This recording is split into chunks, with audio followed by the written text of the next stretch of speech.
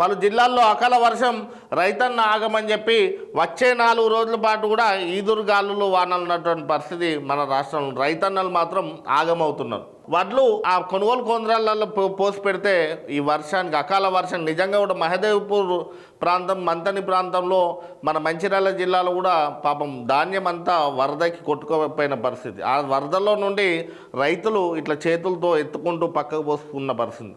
ఓదిక్కేమో రైతులు ధాన్యం ప్రభుత్వం కొనుగోలు చేయక ఆరబెట్టుకుంటే అవి వర్షానికి కొట్టుకుపోతుంటే మన మిల్లర్లతో అధికారులు దావతులు చేసుకునే పరిస్థితి ఈరోజు మంచిర్యాల జిల్లాలో అధ్వానంగా దాపురించిన పరిస్థితి.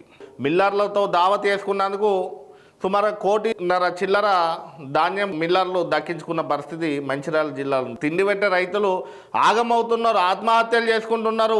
వాళ్ళు పండించిన పంట వరదలు కొట్టుకపోతే ఈ అధికారులు మిల్లర్లు కలిసి దావత్లు చేసుకుని సంబరాలు చేసుకుంటే దాంట్లో కొంతమంది విలేకరులను వార్తలు రాయొద్దని కూడా వాళ్లకు రకరకాల వంటలు చేసి దావత్లు ఇస్తే వాళ్ళు కూడా అధికారులతో మిల్లర్లతో విలేకరులు అమ్ముడు అయిన పరిస్థితి.